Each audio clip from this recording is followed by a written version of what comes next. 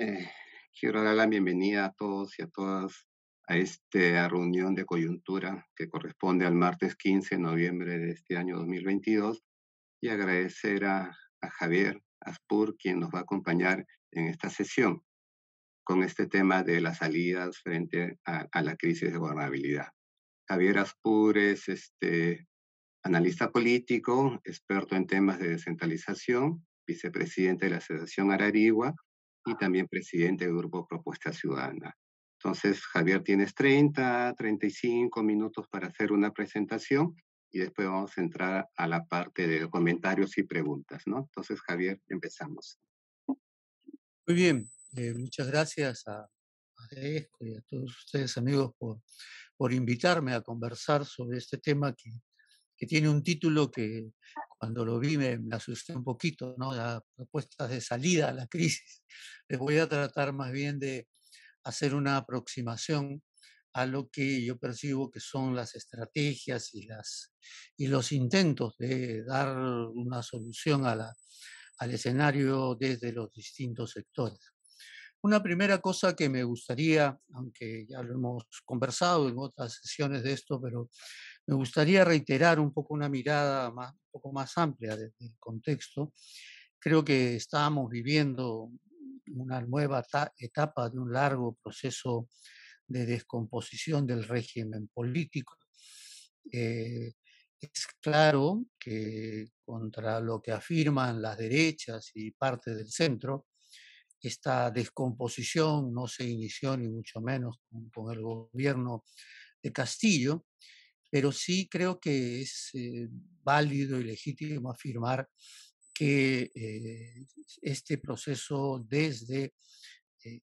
incluso desde la segunda vuelta y la instalación de este gobierno en este Congreso se ha acelerado. Es una tendencia a su profundización. Hay elementos que muestran este proceso de descomposición, desde la desaprobación de los poderes del Estado, pero también algo que en varias intervenciones Eduardo ha resaltado, no sé, como un elemento que me parece muy descriptivo del nivel de deterioro y de descomposición del orden en el que vivimos, que es esta perspectiva de profundización e incremento del malestar en la ciudadanía, de la desconfianza creciente en relación con la política en general y la creciente percepción de que nuestro país vive una situación de estancamiento e incluso de retroceso. Asimismo, creo que eh, este incremento, esta profundización de la descomposición, la constatamos con la ampliación de los actores que son participantes del conflicto. Durante muchos años, ya quizás desde el 2016-17 para acá, lo que hemos visto es un choque permanente de poderes entre el Ejecutivo y el Legislativo.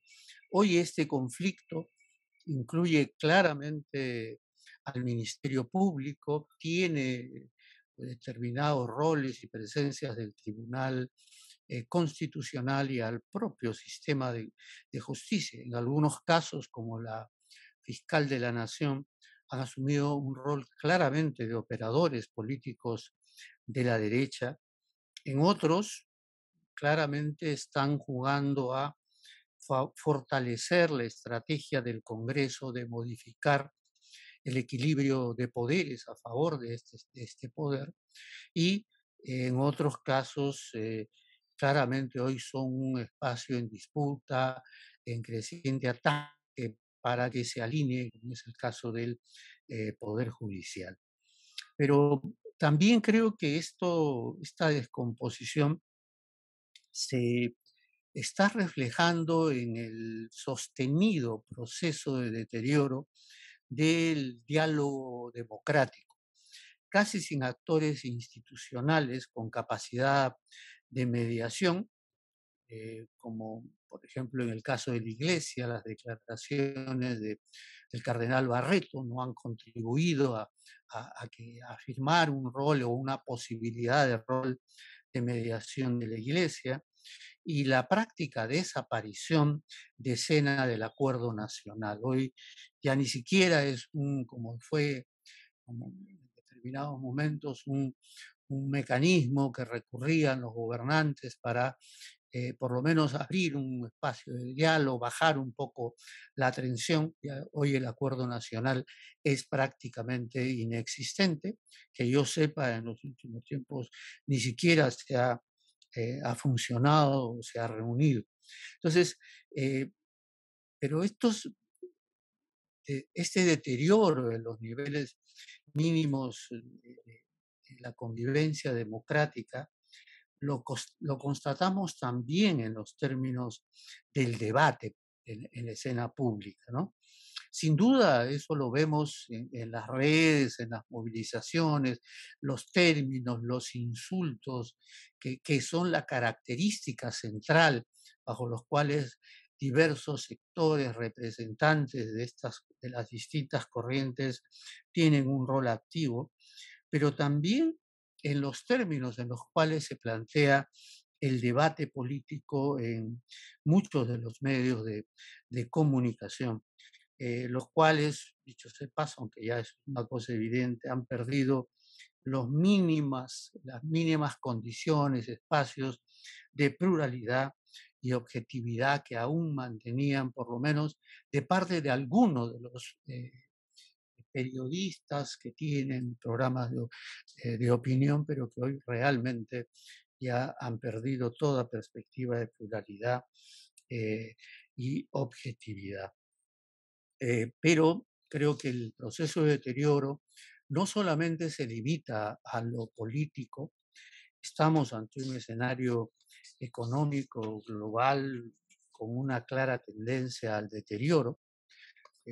Muchos hablan de estancamiento y de recesión en muchas de las principales economías del mundo. Todos los pronósticos apuntan a un descenso en las proyecciones de crecimiento global y esto tiene sin duda y va a tener, ya está teniendo un impacto muy fuerte en nuestra economía y esto va a impactarnos muy fuertemente, pero y allí es donde no se encuentra desde los poderes del Estado capacidad de dar respuestas creativas y eficaces que por lo menos busquen atenuar lo que significa el impacto del incremento de las tasas de interés global, las crecientes presiones inflacionarias, recesión en algunas de las economías e incremento de las tensiones militares en el mundo. La invasión rusa-Ucrania es una de ellas, pero la situación en el Asia, lo que está pasando con Corea del Norte y esta disputa alrededor y tensión alrededor de Taiwán no son temas menores. Pero es evidente que más allá de este escenario global, no se puede explicar el impacto que sufre amplios sectores de la población, no solamente por lo externo, hay factores evidentemente internos, la inestabilidad y volatilidad del escenario político, el incremento de la conflictividad social sin estrategias mínimamente eficientes de respuesta, la más que evidente incapacidad de gestión de políticas públicas desde el gobierno para por lo menos atenuar el incremento de la pobreza, el desempleo y el subempleo, la inseguridad alimentaria o el impacto de la inflación en los sectores más vulnerables. Es claro que tenemos un gobierno que no tiene ninguna capacidad de implementar medidas y políticas que apunten por lo menos a atenuar esto, ¿no? Ya ni qué decir en la capacidad de impulsar cambios, mejoras significativas en el sector salud, en el sector educativo o en seguridad ciudadana.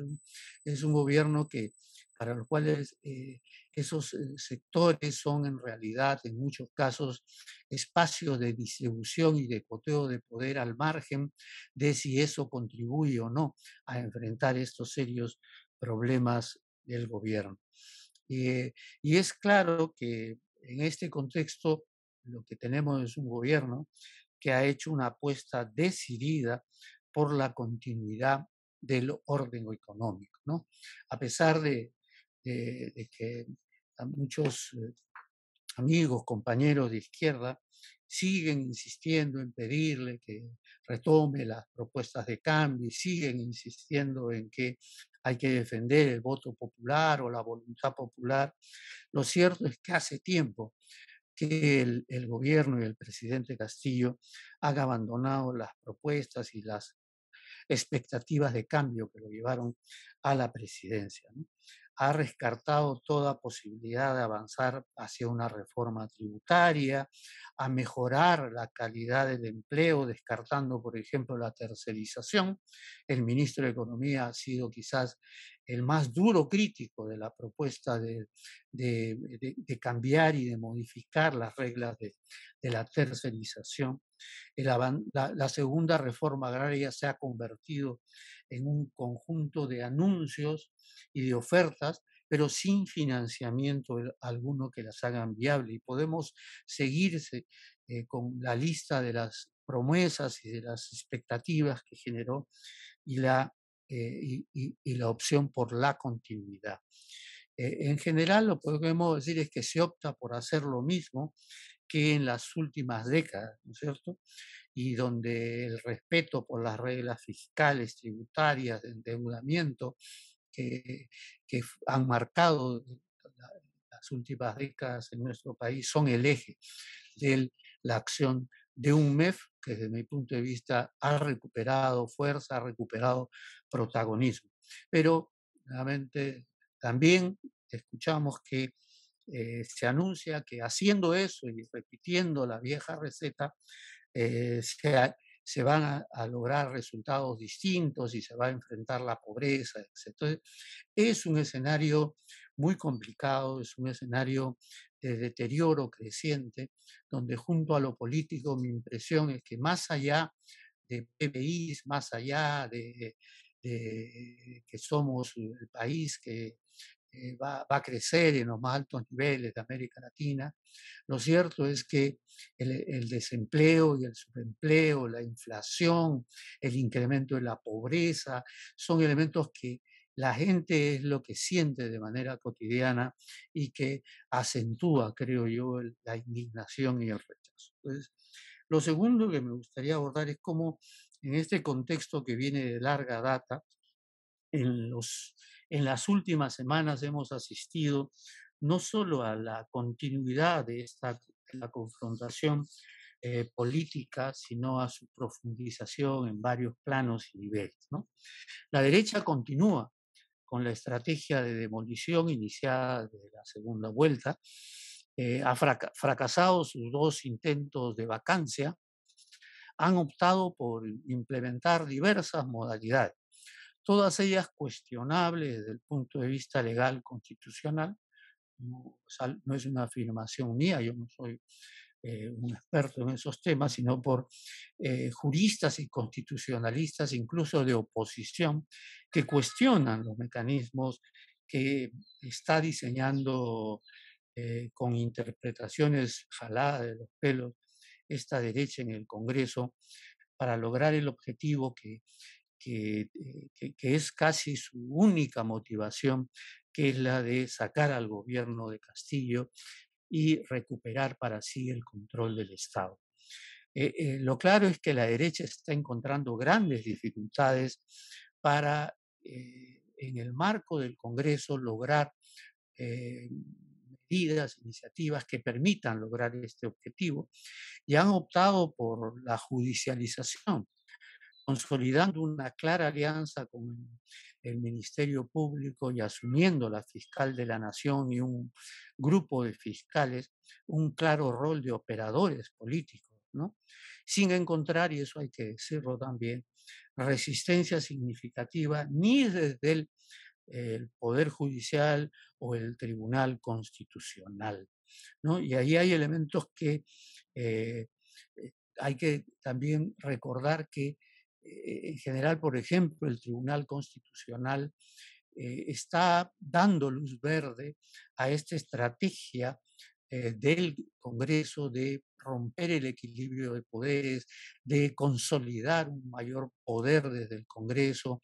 Esta reciente medida que seguramente se puede discutir desde las perspectivas de, de que si es lo más adecuado autorizar y darle capacidad de gasto al Congreso, pero es evidente que se ubica en el marco de fortalecer el Congreso, fortalecer el poder del Congreso y debilitar al Ejecutivo. La más absurda de estas iniciativas que viene promoviendo la derecha es esta acusación eh, por traición a la patria, acusación por infracción constitucional. Seguramente los abogados tienen más claros los términos, pero el objetivo es destituir o suspender al presidente por supuestamente traición a la patria. Algo que parecía que no iba a avanzar ha sido aprobado por la Comisión de Acusaciones Constitucionales, va por tanto a la permanente, que entiendo que el día de mañana lo va a discutir en la permanente. Y lo increíble es que este tipo de medidas se hacen a muy pocos días de llegada de la misión de la OEA, ¿no? Aunque uno diría, esta locura pues debe quedar en ese paso, lo cierto es que dada la torpeza de nuestras derechas, no es descartable que esta acusación llegue al Pleno, ¿no? Pero tengo la impresión que aún llegando al Pleno no tienen los votos necesarios para ya completar la figura y dar curso a la destitución del presidente, ¿no? Porque al parecer hay quienes piensan que este mecanismo solo requiere 66 votos, lo cual es cierto, pero son 66 votos de aquellos que están aptos para votar, es decir, la comisión permanente no puede participar en esa votación, con lo cual no hay una gran diferencia en relación con la figura de la vacancia. Pero si esta iniciativa no encuentra viabilidad para destituir a Castillo, seguirá la acusación de la fiscal de la Nación, la cual puede lograr un cierto apoyo por un mayor respaldo, digamos, en el Congreso, en la propia opinión pública y en los medios de comunicación, dado que son las acusaciones de corrupción las que la sustentan, pero es evidente que la ruta que propone la fiscal de la Nación de desconocer un artículo, el artículo 117, la memoria no me falle, de la Constitución, en base a una convención de Naciones Unidas, es claramente cuestionable y creo también que más allá de estos posibles mayores apoyos que de la tradición, yo dudo que tengan los votos necesarios para destituir o suspender a Castillo. Pero si esto no les funciona, tienen la ruta de la tercera vacancia, promovida por personalidades o personajes claramente que se definían como de centro y defensores de la institucionalidad, pero para las cuales tampoco tienen los votos necesarios, pero si no les resulta, seguramente ya hay estudios de abogados que están buscando una opción o interpretación de la Constitución que le permita lograr estos objetivos. Lo cierto es que desde el Congreso se insiste en el discurso de que el culpable de todo es Castillo y que la solución es sacarlo y punto. Esta voluntad de mantenerse en sus puestos creo que es la traba principal hasta ahora para que logren su objetivo de sacar al presidente y de producir una modificación en la conducción del gobierno. Obviamente eso significaría la posibilidad de jugar con claridad a la idea de adelantar las elecciones. Esto significaría la posibilidad de ganar la presidencia, pero poniendo en riesgo la clara mayoría que hoy detentan en el Congreso y sobre todo perdiendo casi todos ellos con seguridad su asiento en este poder del Estado. Si en general el porcentaje de reelección es muy bajo, creo que en este caso va a batir todos los récords y muy pocos de los congresistas actuales tienen alguna posibilidad de real de ser un elemento efectivo. Pero yo creo que hay que tomar en cuenta un elemento que a mí me parece relevante, ¿no? Que más allá de esta resistencia abierta de la derecha en el Congreso, hay que considerar que un sector, eh, digamos, de la DBA extraparlamentaria, parece entender o comprender que la estrategia de deshacerse del gobierno y mantener al actual Congreso es política y socialmente inviable, ¿no? Es por ello que se escuchan declaraciones y hasta consignas en las movilizaciones que promueven, planteando el adelanto de las elecciones. Lucas Gersi ha salido con ese discurso. Claro, uno puede decir, eh, producto de su búsqueda de ampliar su convocatoria y no es más que un engañamuchacho, pero tengo la impresión que va más allá, ya que de diversos voceros mediáticos se escucha con mayor fuerza esta posición y esta opción. No es casual la cobertura que ha recibido eh, la conferencia de prensa de la coalición ciudadana y su propuesta de reformas mínimas o básicas como paso previo para el adelanto de elecciones, ¿no es cierto? Es decir, ya no solamente es la República, ya no solamente Jaime Chincha, sino ha habido una apertura muy amplia a los principales voceros de esta coalición sustentando este planteamiento. Sí, yo tengo la impresión que si esta tendencia se amplía, se acentúa, se hará mucho más difícil a la derecha parlamentaria a insistir en las extrañas y poco consistentes vías para destituir a Castillo, ¿no? Entonces, la estrategia o el camino de salida que perfila la derecha desde el Congreso, de sacar al presidente y seguir ellos y mantener esa dinámica, me parece que es claramente inviable y no la veo posible, ¿no? Y frente a esto, luego de las investigaciones y acusaciones a su entorno presidencial, hemos asistido a una estrategia del gobierno orientada a generar el reencuentro con la base social más dura de apoyo y que se refleja en las encuestas.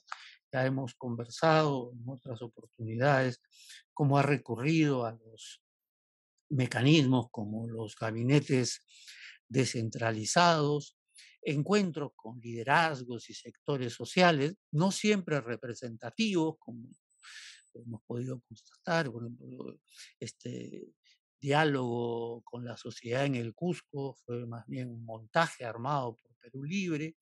Muchos de los invitados a las reuniones con organizaciones sociales en Palacio de Gobierno no tienen representatividad real. Pero es claro que en esta lógica y en sus viajes a las regiones busca afirmar un discurso de fortalecer la identidad que amplios sectores tienen aún con el presidente y de mostrarse como víctima de una estrategia que obviamente es facilitada por una derecha que actúa con torpeza y que incluso asume un claro perfil racista, discriminatorio, ¿no? En general ha buscado eh, con los problemas que tiene de manejo y de gestión política, construir un escenario de confrontación en el Congreso, con el Congreso, ¿no? Al cual caracteriza adecuadamente como la instancia más rechazada y apuesta a que en este choque la gente opte más bien por rechazar las actitudes del Congreso. Está siendo rechazado el Congreso y el presidente ha logrado algunos avances y recuperar algo del apoyo, pero mi impresión que no está modificándose de manera significativa ese escenario de rechazo al conjunto de los poderes del Estado.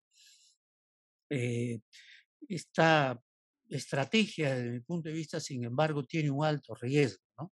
Porque en todas ellas, ustedes han visto algunas, ¿no? Yo obviamente no he seguido todas, pero algunas de ellas, es claro que está generando grandes expectativas, está asumiendo compromisos con la población que creo que no está en condiciones de llevar a la práctica, ¿no?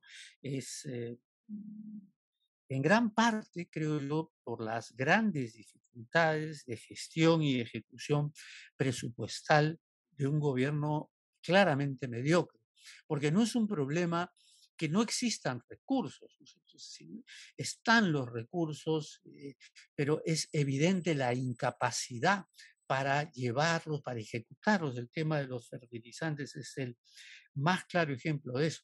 Pero junto con ello, mi impresión que el otro factor que traba la posibilidad de avanzar en la ruta de estas expectativas y estas promesas es la decisión del MEF de aplicar un manejo que claramente limita la capacidad del gobierno de implementar estos programas o estas iniciativas o estas ofertas, ¿no? El MEF claramente ha recuperado poder y se ubica como el guardián, con el apoyo de los medios y los empresarios, de las reglas macroeconómicas más estrictas impuestas desde los 90. En esta lógica, creo que la cuestión de confianza planteada por el gobierno a un proyecto de ley que estaba congelado en el Congreso hace meses, es parte de esta estrategia de buscar mantener y profundizar la polarización con el Congreso. Esta es una, como iniciativa, es discutible desde el punto de vista que el marco legal que ha impuesto la derecha, que desde mi punto de vista es cuestionable porque rompe el equilibrio de poderes, bloquea la capacidad de cuestión de confianza y de reacción del Ejecutivo, pero que está plenamente vigente. Esto no ha sido declarada inconstitucional por el Tribunal Constitucional y está vigente.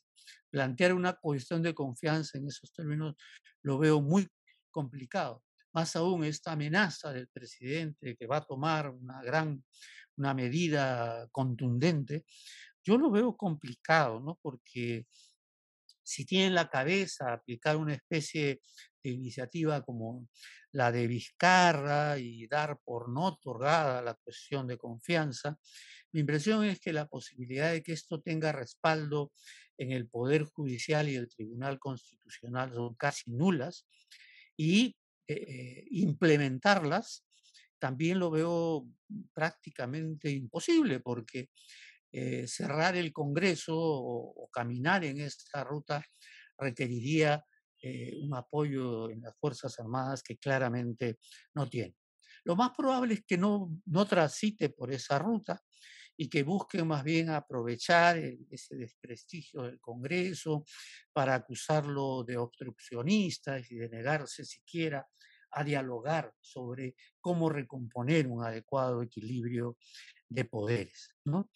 El tema para mí es si esta estrategia, incluida lo de la OEA, le permitirá llegar hasta el final de su mandato, ¿no? Y aunque, como varios han dicho, que están en este diálogo, es claro que la derecha y el Congreso son sus mejores aliados, mi impresión es que lo tiene muy complicado.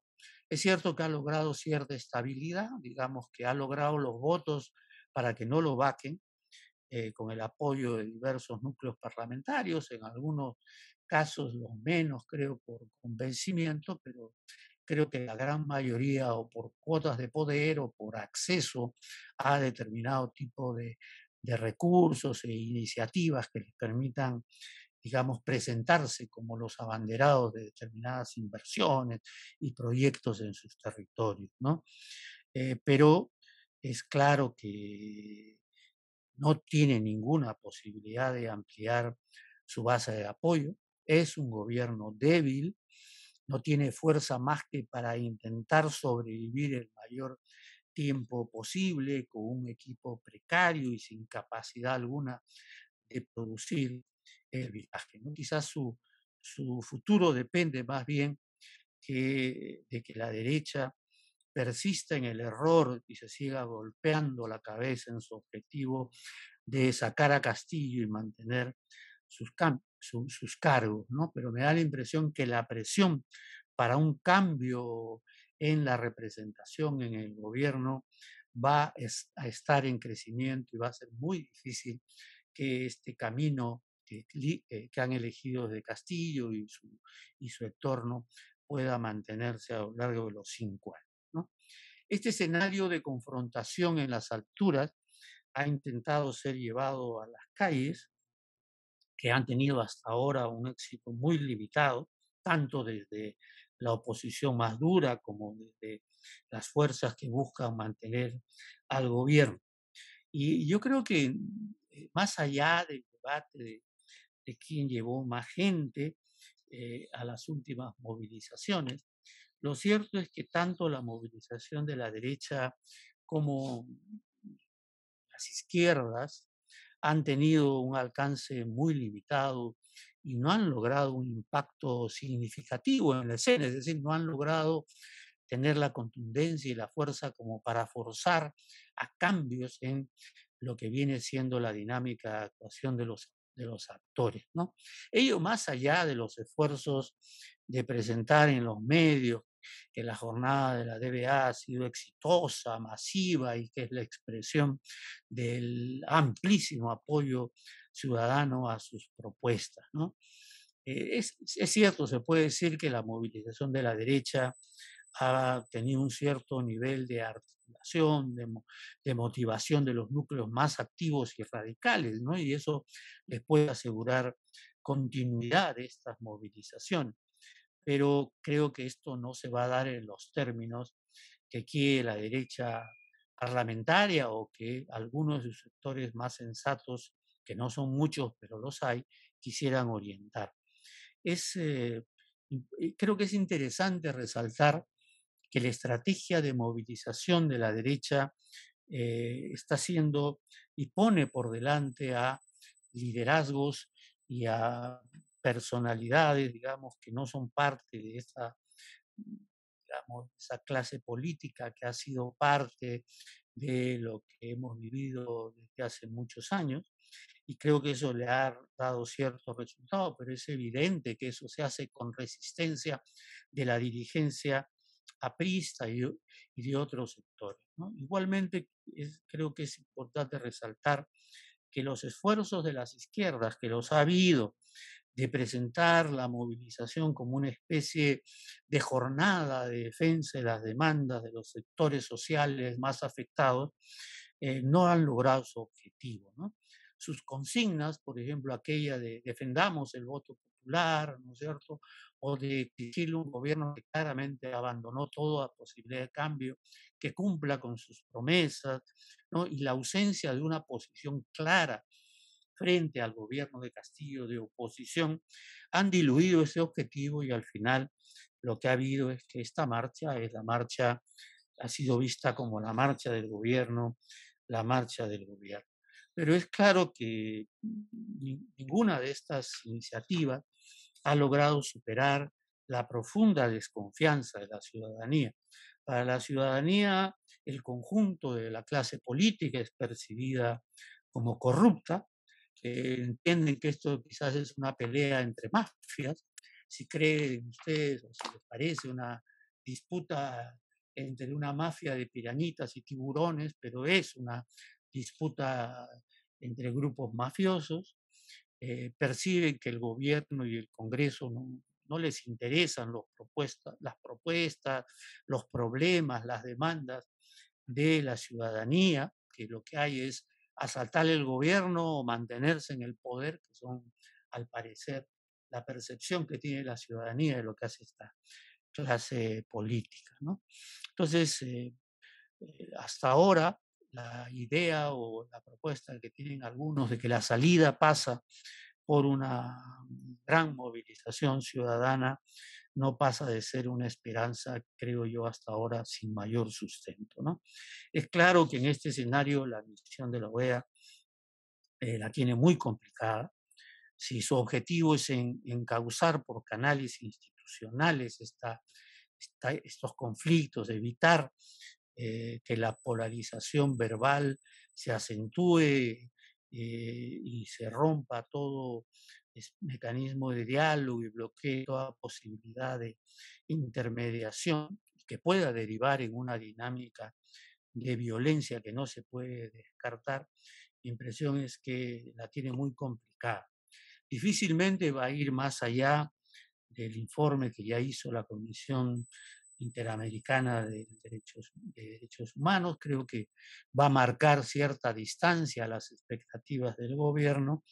Puede proponer una mesa de diálogo con actores sociales, políticos y institucionales, pero estos son claramente débiles, ¿no? Y difícilmente van a abrir eh, una una perspectiva de salida a partir de esta mesa de diálogo con actores que claramente no quieren dialogar y no tienen la fuerza para dialogar.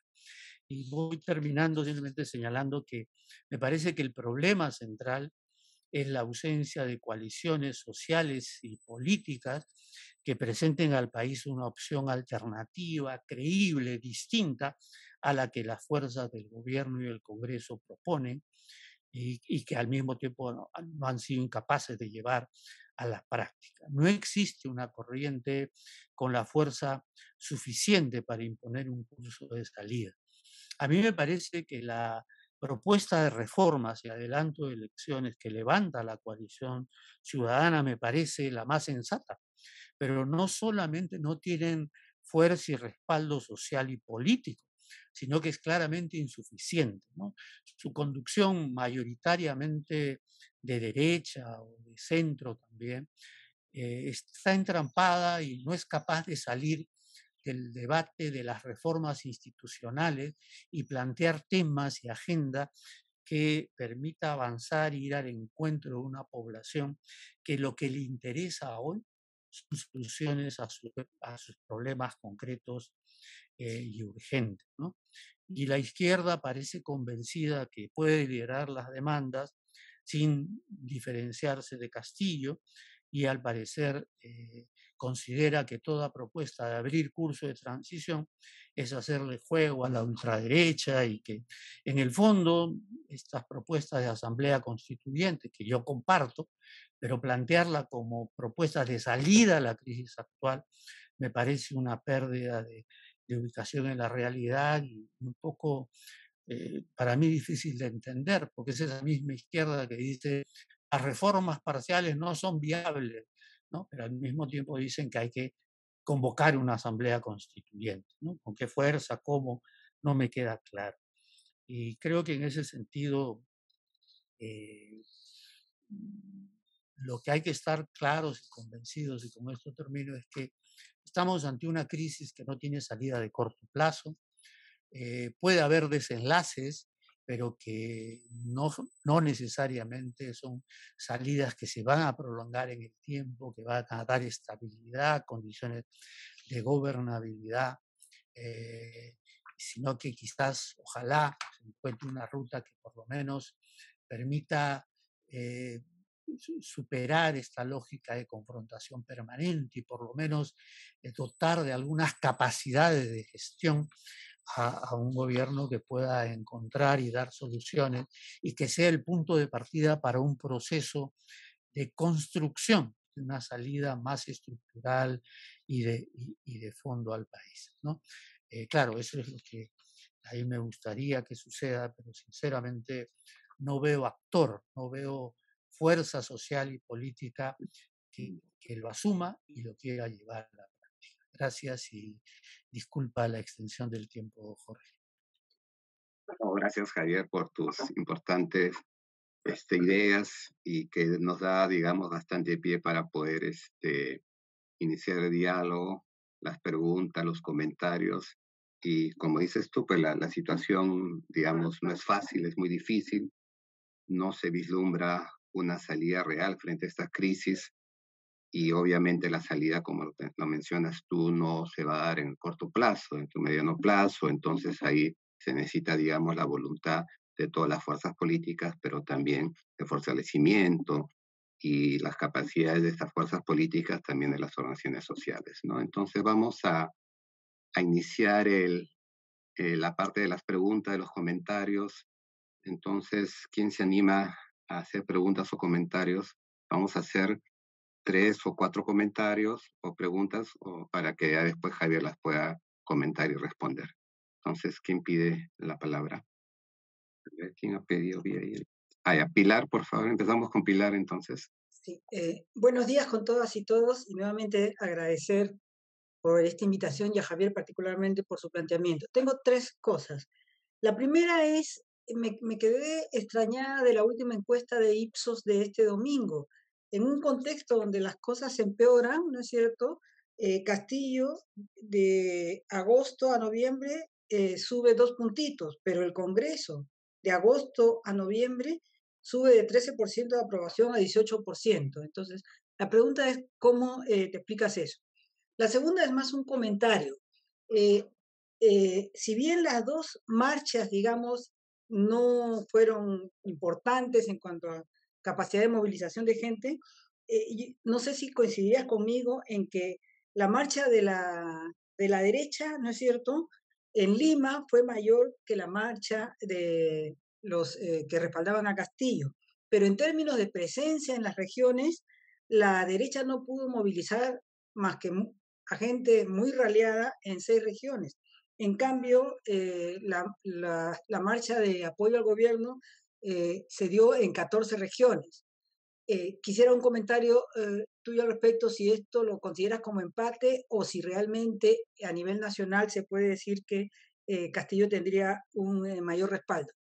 Y el tercer comentario es, he notado en gente, tú mencionabas a Lucas Herzi y dabas las razones por las cuales él habría virado a la opción elecciones adelantadas, pero he notado a gente de clase media y también de sectores populares que están haciendo ese viraje, es decir, me da la impresión que la propuesta de elecciones adelantadas, ¿no es cierto?, como que está generando hoy un mayor respaldo de hace un par de meses. También me gustaría un comentario tuyo al respecto. Gracias.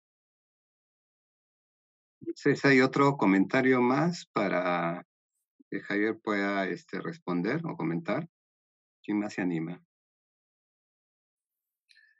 Yo quisiera hacer una pregunta. Ya, Mario, está bien. Sí, Gracias. Buenas. Javier, leí un artículo de Lucho Pázara recientemente en La Mula y él hace una revisión de la situación política, económica y concluye en que la desesperanza es la madre de la resignación y que de alguna manera u otra Castillo va a llegar al 2026 porque la desesperanza es tan grande y por los enfrentamientos, por la incapacidad del gobierno, por la angurria de la derecha, que finalmente todo va a seguir igual porque estamos resignados, porque las movilizaciones pues llevan a muy poca gente a la calle, ¿no? Se discute si una llevó 6.000 y la otra llevó 10.000, o una llevó 10.000 y la otra llevó 15.000, o que fueron más en provincias o fueron menos.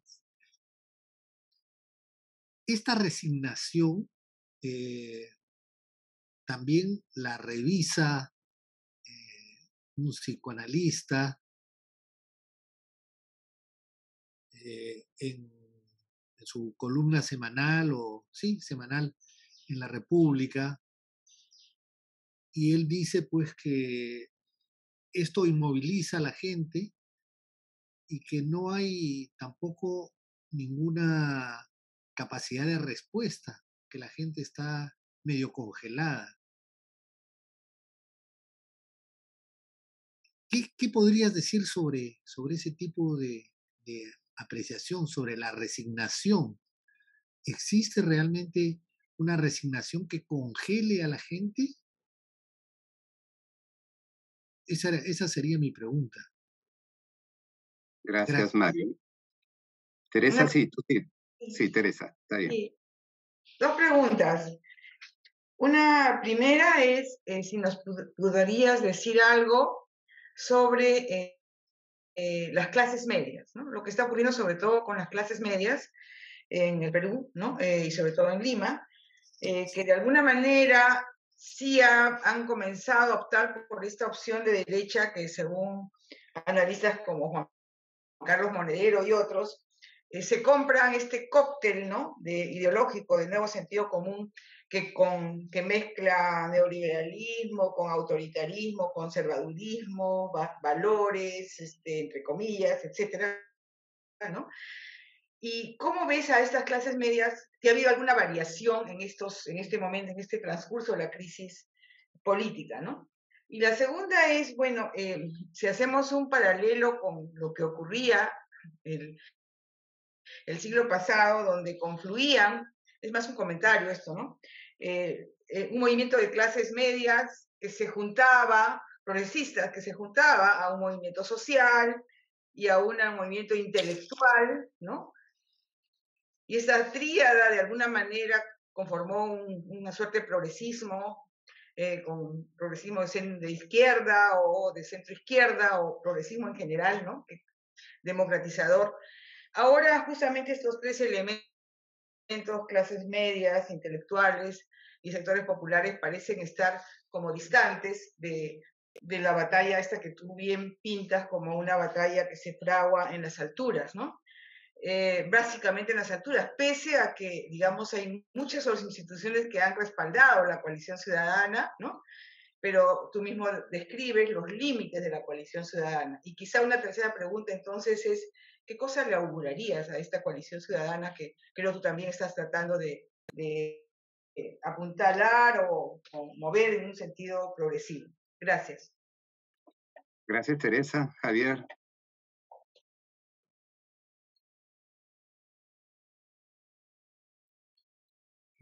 Sí, bueno, muchas gracias por las preguntas. A ver, en lo particular, a mí me da... A ver, ¿por qué sube Castillo? Mi impresión es que sube por una combinación de que le está funcionando, desde mi punto de vista, funcionando con ciertos límites, la lógica de buscar un reencuentro con su base social más dura y esta lógica de victimización, que no es que no tenga los elementos. Yo creo que la derecha le da muchos elementos para que esto tenga credibilidad, verosimilitud.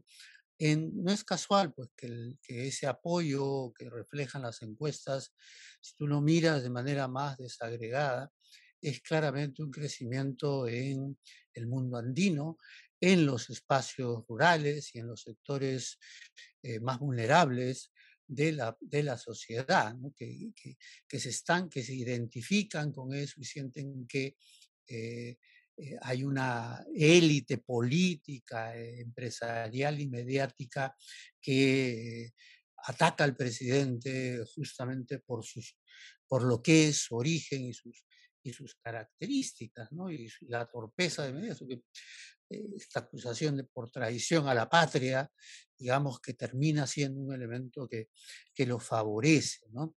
Porque hay cierta recuperación que creo que no es poca, ¿no? No tengo en la memoria las cifras, pero de la medición anterior a la última, el salto de aprobación al Congreso es significativo, ¿no? Creo que pasa de 8, 9 a 15%.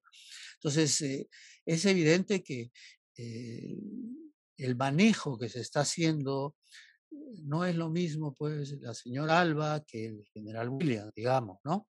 Se está manejando con cierta mayor inteligencia, pero claramente con los límites de la presión de una derecha que francamente parece no entender el escenario en el que se encuentran, pero al mismo tiempo también ha intentado algunas medidas y quizás, son hipótesis, no tengo forma de comprobarla, también es que esta actitud dura puede estar generando un cierto reencuentro entre esa oposición de la derecha dura parlamentaria con algunos sectores radicalizados de la calle, que hay que recordar que tenían una posición muy crítica frente al Congreso y señalaban que que tenían una posición ambigua, una posición vacilante en relación con el gobierno de Castillo y que seguramente hoy están muy contentos de que haya la posibilidad de destituirlo por la barbaridad de la acusación de traición a la patria. O sea, yo creo que ahí hay elementos que quizás habría que seguir discutiendo, analizando, viendo con más detalle, pero creo que hay elementos que están explicando quizás esta cierta recuperación de ambos poderes del Estado, que en el caso del Congreso sí es un elemento nuevo, ¿no? Y que tiene mucho que ver que se inicia con esta nueva gestión de mesa directiva. Sobre las marchas, mira,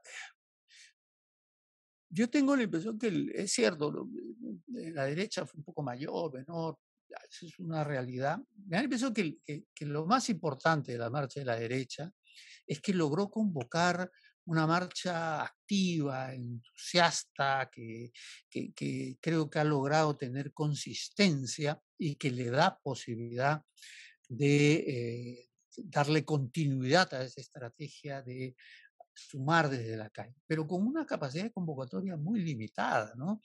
Un analista, no me acuerdo, ¿no? que estuvo en una reunión de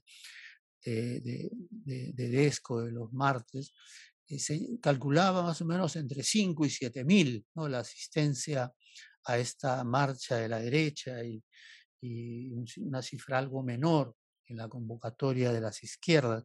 Pero estamos hablando, pues, desde la perspectiva de la derecha, en una ciudad como Lima, donde las encuestas hablan de 84% de rechazo a la gestión presidencial y donde es evidente que no tiene capacidad de convocar a la acción, convocar a estos sectores a movilizarse, ¿no? Y bueno, la izquierda igualmente. Sobre la dinámica en provincias, es cierto, sinceramente no tengo muy clara la información de qué capacidad tuvieron de movilización en las ciudades del norte, por ejemplo, ¿no? Parece que no fue tampoco muy espectacular, pero sí hubo capacidad de mover algo en el norte, ¿no? Y en el caso de la izquierda o del gobierno y las izquierdas, es cierto que fue un mayor número de regiones, pero en la gran mayoría de ellas tuvo convocatorias muy limitadas. Hasta donde yo tengo información, la más significativa fue en el Cusco, que más o menos salieron en la movilización unas 4.000 personas, ¿no? Que para una región eh, en la cual el apoyo a- al Castillo fue abrumador, ¿no es cierto? Hubo provincias en el Cusco que votaron 95% por Castillo.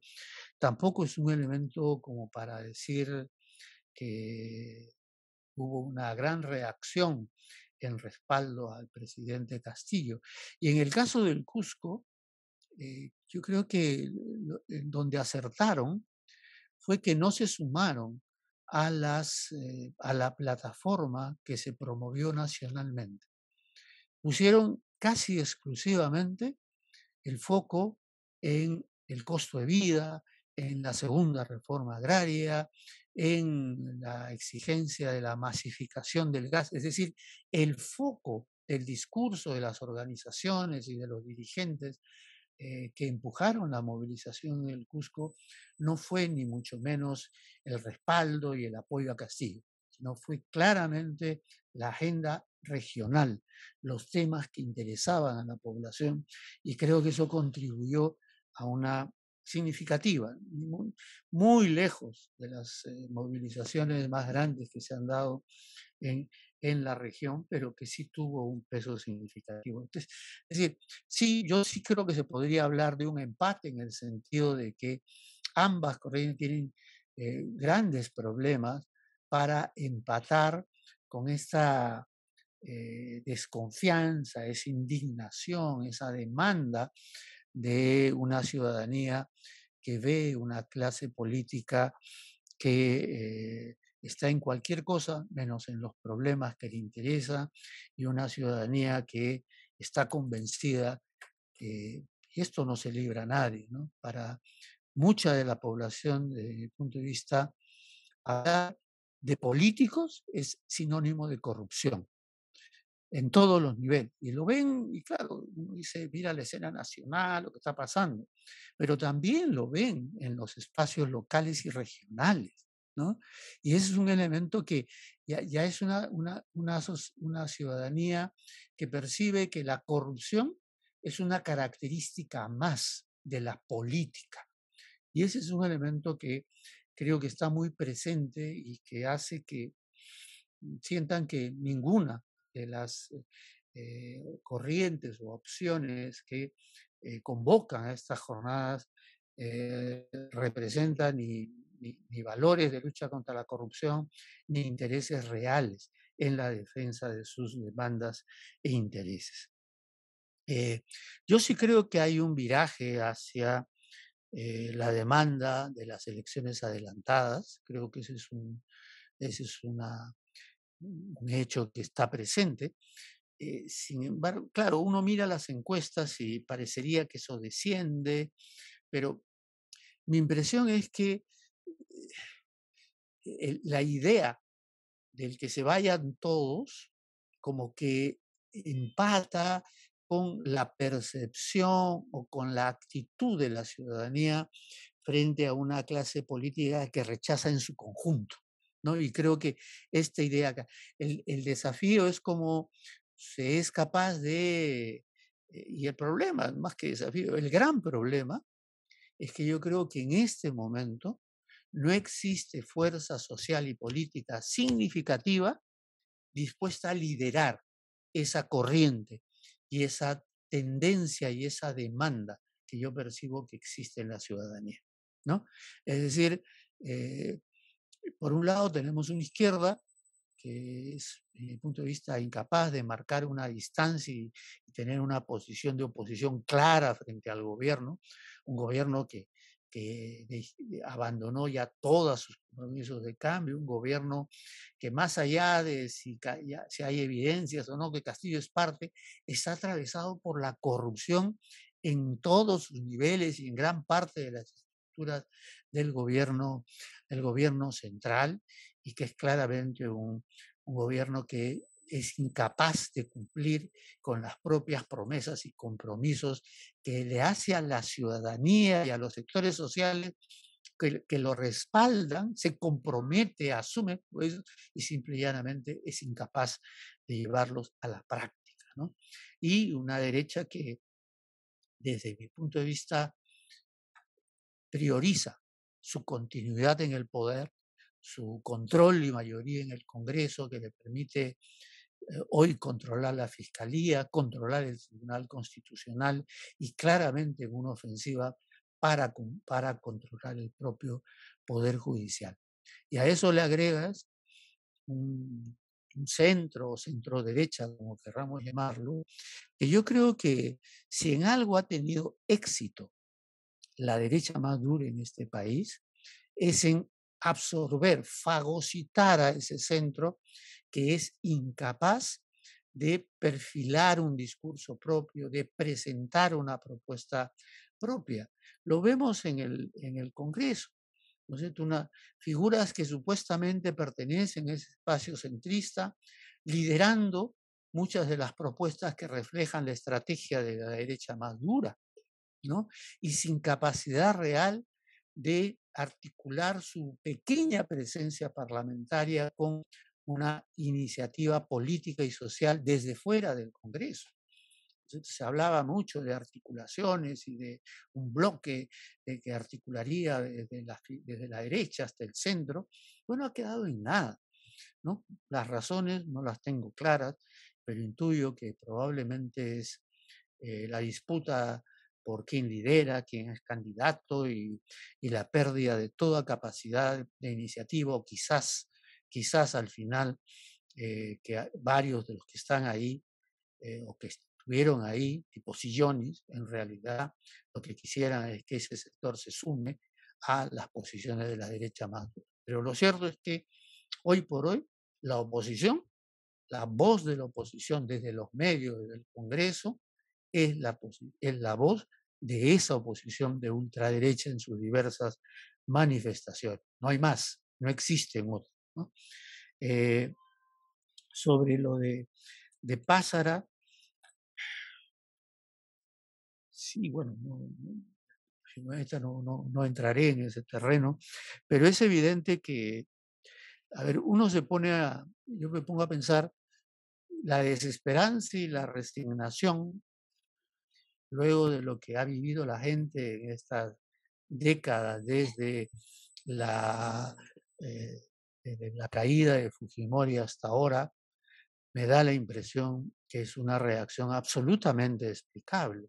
Y es evidente que esa desesperanza y esa resignación llevan al inmovilismo, a decir, acá tenemos que buscarnos o individualmente o en su pequeño espacio, en su pequeño territorio, salidas y búsqueda de soluciones a los problemas, porque de esta clase política, de este Estado, no esperamos nada.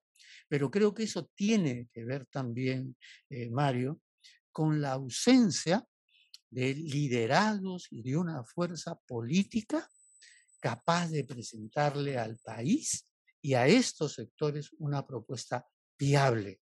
No existe, no existe esos liderazgos y esa propuesta creíble, viable, que no necesariamente tiene que tener un gran poder en el Parlamento, en el Estado, sino tiene que ser capaz de perfilar un grupo humano, un liderazgo colectivo que pueda llegar a estos sectores y presentarles propuestas concretas, partir de sus intereses, vincular sus intereses y demandas con estos cambios, estas reformas políticas que son necesarias. Pero esto que es fácil decirlo, yo creo que es en nuestro país por ahora un buen deseo, ¿no? Entonces, eso explica mucho, creo, esta actitud de una ciudadanía que no le interesa lo que hagan los políticos, no se sienten convocados por los políticos y opta por las salidas más bien individuales o pequeños grupos.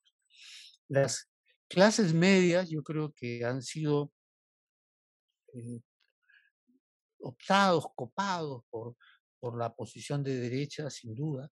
Creo que eso tiene mucho que ver con lo que fue la fractura del bloque antifujimorista, lo que se dio desde la segunda vuelta, este divorcio, de una ausencia de una corriente política democrática capaz de presentarles una propuesta a estos sectores y que terminan identificándose, digamos, con aquellos que sienten que tienen una posición más clara, más definida frente a un gobierno que evidentemente rechazan, evidentemente, porque son sectores que en muchos casos están también afectados por la crisis, pero que sí tienen preocupaciones sobre los temas de corrupción, sobre los temas de institucionalidad, que es claro que este gobierno está atravesado por la corrupción y es un gobierno que por su lógica, por sus incapacidades, por su mediocridad,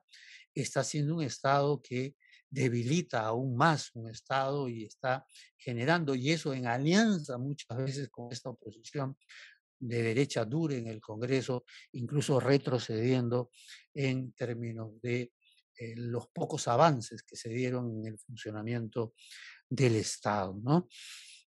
Eh, yo creo que esta articulación que tú hablabas, clases medias, corrientes progresistas y populares, yo creo que tiene que ver con esa fractura en el bloque, o en el, sí, en el bloque de antifujimorista. Creo que parte de ese bloque eh, entre comunismo y fujimorismo optó por apoyar al fujimorismo en la segunda vuelta, y eso sobre la coalición ciudadana es un poco señalar lo que te he dicho. Yo creo que es una propuesta, digamos, la propuesta es interesante, creo que las 7 reformas son ni mucho menos una solución integral al problema, pero sí pueden sentar bases para mejorar la representación política.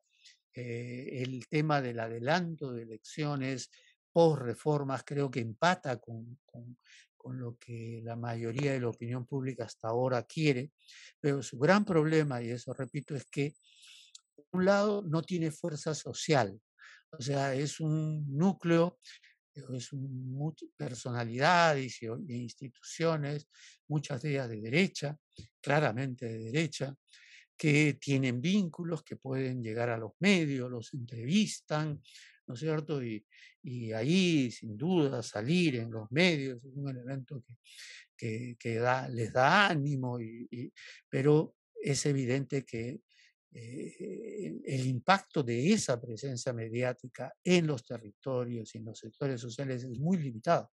Y es allí donde no tienen vínculos, no tienen llegada, no tienen capacidad de generar dinámicas de movilización y articular a esos sectores sociales.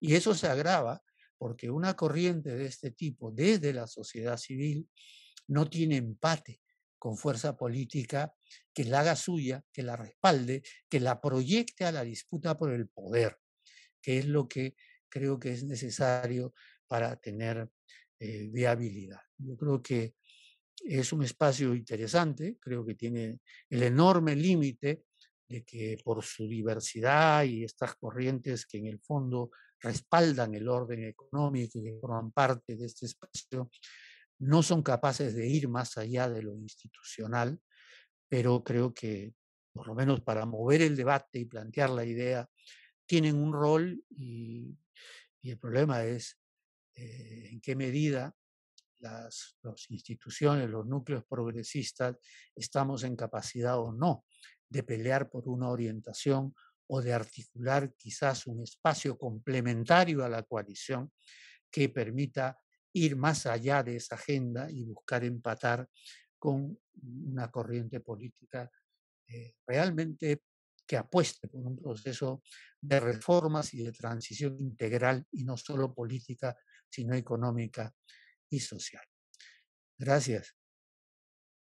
Ya, gracias también. Ahora la segunda ronda de participaciones, Eduardo Bayón ha pedido la palabra.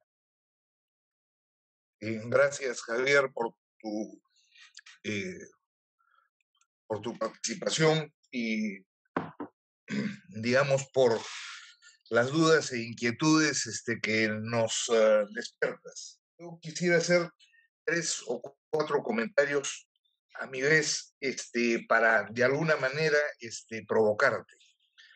Uno primero sobre las clases medias y algo que señalara Teresa, me parece, que tiene que ver, digamos, con este cóctel que tiende a explicar globalmente qué pasa con las clases medias en el mundo. Creo que el cóctel se entiende de manera más completa y mejor si nos damos cuenta que el consumo en las grandes ciudades está 10.7% por debajo del que existía el 2019, y que en el caso de Lima y las 5 ciudades principales está 16.6% por debajo. Y si asumimos que el principal sector que responde por esta medición de consumo es el sector medio, y dentro del sector medio yo tendería a creer que son parte de los que llegaron al sector medio, digamos, en el ciclo de crecimiento, nos aproximamos un poquito más a lo que viene ocurriendo con los sectores medios. Por el contraste, si miramos el mundo rural, miramos la misma medición, veremos que allí el consumo privado ha crecido 1.8% en relación al que existía antes de la pandemia. Y esto se explica, entre otras cosas, por los altos precios de los minerales y el tipo de dinamismo que generan, pero se explica también por el crecimiento sobre el cual no queremos poner focos más precisos de un conjunto de actividades ilegales como la minería ilegal y la tala ilegal, por hablar de las dos que están moviendo más recursos en el último tiempo. Primer comentario. Que se puede complementar si nos damos cuenta que de los 8.200.000 peruanos y peruanas en pobreza, más de 6 millones están en las ciudades, en donde la pobreza pasó de 13.2% a 23.1%, ¿no es cierto? En el caso de las ciudades. La segunda cuestión, para seguir con con esta cosa de los números. Sube el Congreso, sube Castillo. En fin, creo que debemos tratar de mirar las estadísticas en sus tendencias y no en el día a día que le gusta de manera especial a Apoyo. Si uno mira la última encuesta de Apoyo, bueno, es más o menos claro que el Congreso ha subido 2 puntos y que Castillo ha subido 1 punto. Y sin embargo, el Congreso se mantiene básicamente en la tendencia que tiene los últimos 10 meses, sin llegar todavía al punto más alto en el que estuvo en esos 10 meses, y lo propio se puede decir de Castillo. Digamos, me da la impresión que en relación a la mirada de esa polarización, no es que hayan cambios significativos en estos 10 meses. Por supuesto que hay pequeños movimientos y lo que hay, yo tendería a creer, antes que resignación, es un distanciamiento mayor. Si uno mira en la última encuesta, la encuesta 2 de octubre del Instituto de Estudios Peruanos, y mira en el tiempo que ha pasado con esa pregunta, cuáles son las salidas que mira la gente, la que sube, modestamente, pero sube y sube como tendencia, es que Castillo se queda hasta el 2026.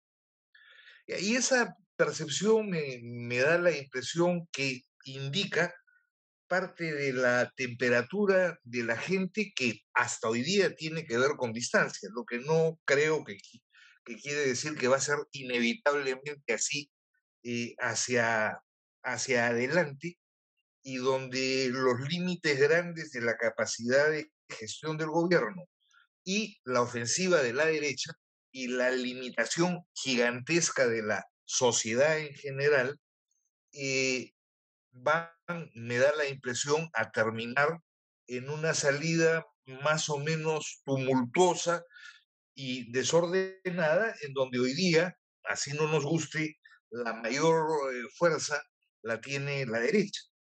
Y la coalición democrática puede sentirse feliz de aparecer en la República. No por gusto, una de las conferencistas era una de las dueñas del periódico, pero no hay una línea de su conferencia de prensa ayer en la enorme mayoría de medios, empezando por El Comercio.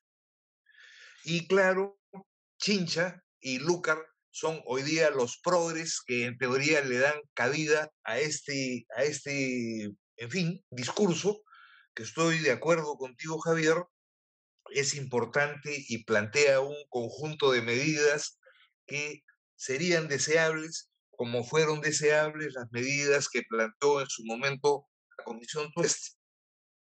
Digamos, creo que ya tenemos un antecedente de los límites dramáticos que tienen esas medidas. Y por lo tanto, yo termino con lo siguiente, que te lo planteo a manera de pregunta.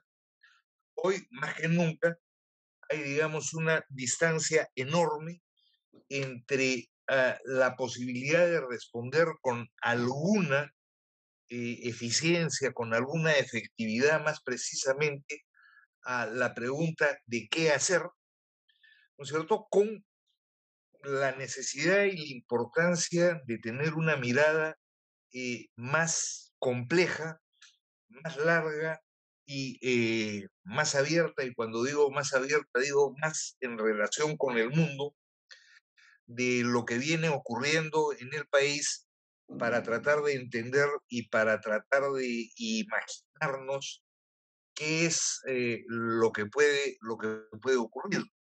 Yo respeto muchísimo el psicoanálisis y lo respeto muchísimo a Pássara, pero me da la impresión que son miradas tan desde afuera como las miradas de la coalición democrática.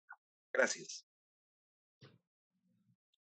Gracias, Javier. No sé, gracias, Eduardo, pero no sé si hay otro comentario para ya esperar la respuesta de... Yo quería hacer una pregunta muy breve. Ya, Mario, está bien. Ni siquiera...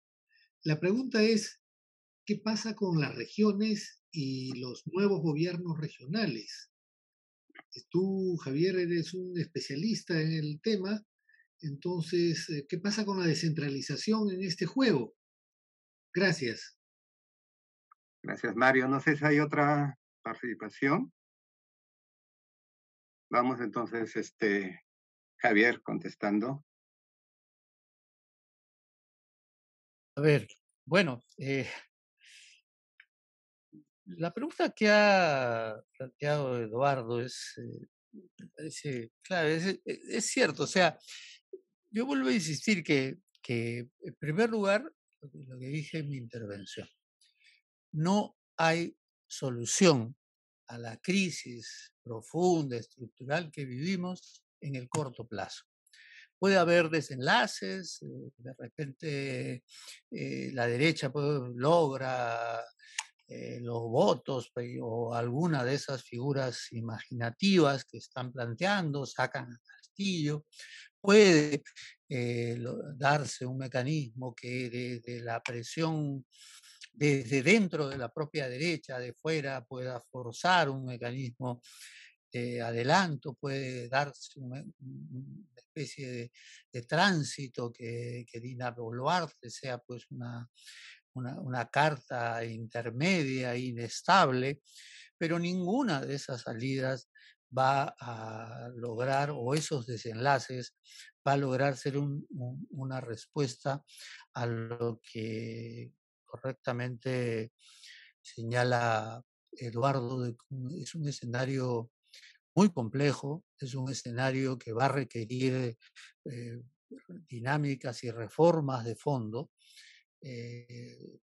pero que para que eso pueda darse, yo tengo la impresión que hay que pensar cuál es el punto de inicio y que permitiría ir avanzando y acumulando en ese proceso que es de largo aliento.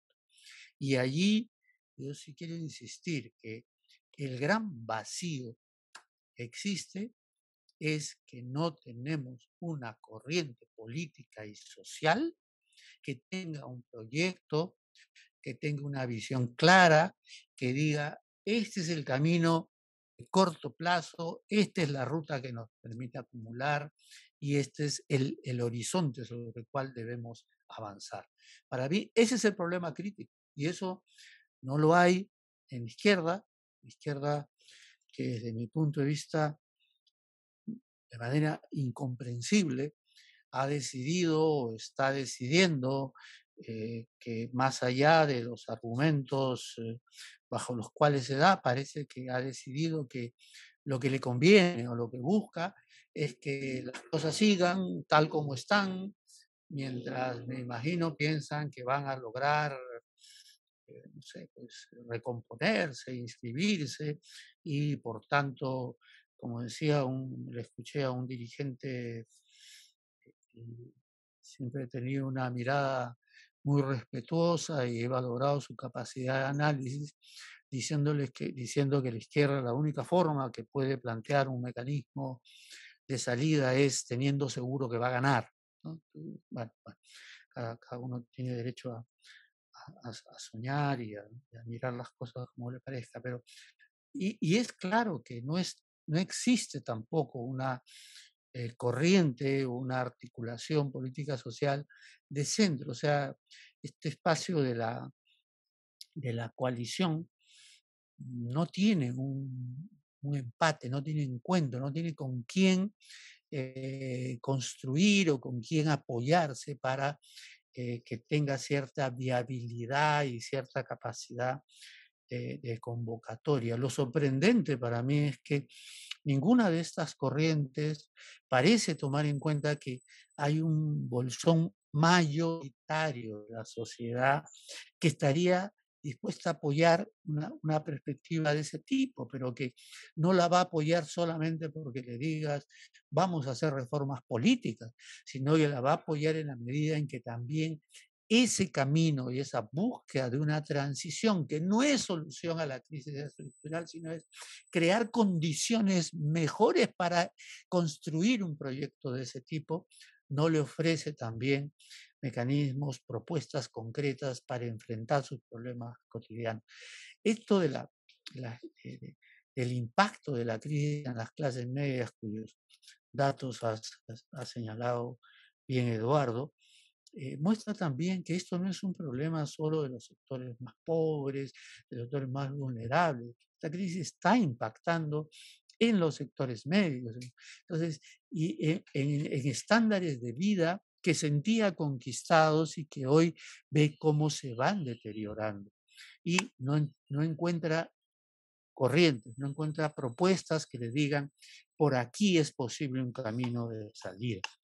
Y creo que hay que ser claramente consciente de que ese camino de salida no es un camino de corto plazo, es un proceso largo que hay que construirlo, hay que desarrollarlo. El problema es quizás lo que genera mucho escepticismo, mucha desesperanza también y hace muy difícil convocar y articular proyectos políticos sociales.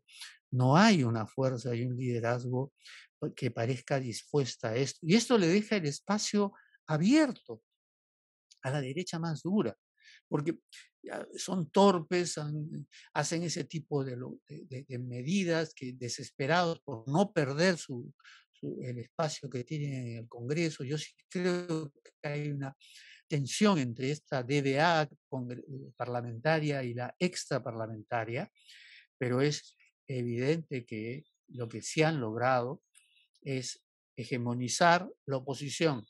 Han prácticamente, digamos, lo que podríamos decir el centro derecha tradicional, histórico en este país, por ejemplo, como AP y PPC, han sido claramente absorbidos. No hay ya ninguna diferencia entre estas organizaciones que siempre ocuparon un espacio, digamos, de la derecha democrática en el país, ninguna capacidad ni voluntad de diferenciación de este otro núcleo duro. Y al parecer esta estrategia mediática, política de la derecha hace que, digamos, el nuevo centro, el nuevo centro derecha, ¿no? Simple y llanamente haya desaparecido de la escena. No se les ve en la escena política, no hay una iniciativa política, no hay una propuesta de articulación de una coalición de esas características, no hay la presentación de un núcleo de dirigentes, no hay la voluntad de aproximarse a liderazgos y dirigentes que podrían ser convocados desde las regiones, porque no es que las regiones todo sea un respaldo no, bien ha dicho Eduardo, las ciudades, sobre todo de la costa, hay también una actitud claramente de rechazo y donde lo único que escuchan, las únicas convocatorias que les marcan una distancia de castigo son de estos sectores.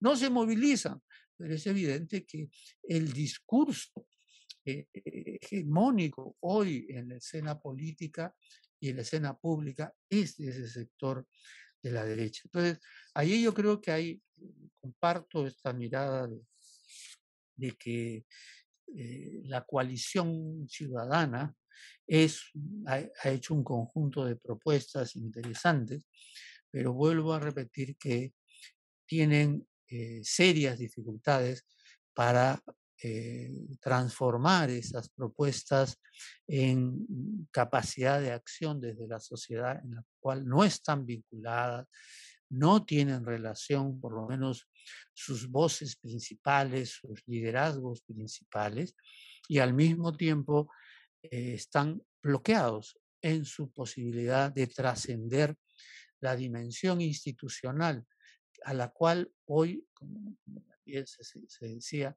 la ciudadanía se siente muy distante. No le interesa la política, no le interesa y no cree que a través de la política y la clase política vaya a encontrar salidas, ¿no? Lo cual genera una situación que no es buena para la democracia, no es buena para la ciudadanía, porque justamente ese distanciamiento deja la disputa en la escena oficial, deja amplio margen de juego a que estas diversas corrientes actúen, tomen decisiones y marquen la dinámica de la disputa en la escena institucional, ¿no? Entonces, lo segundo es lo que plantea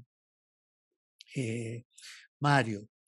Bueno, yo francamente, y creo que en eso podemos coincidir con algunos, es que estas elecciones subnacionales no solo no marcan ninguna diferencia en relación con la crisis política o con las dinámicas previas en las regiones, sino incluso la profundizan, ¿no? O sea, esta lógica de la fragmentación y del divorcio entre la representación territorial y nacional se ha acentuado.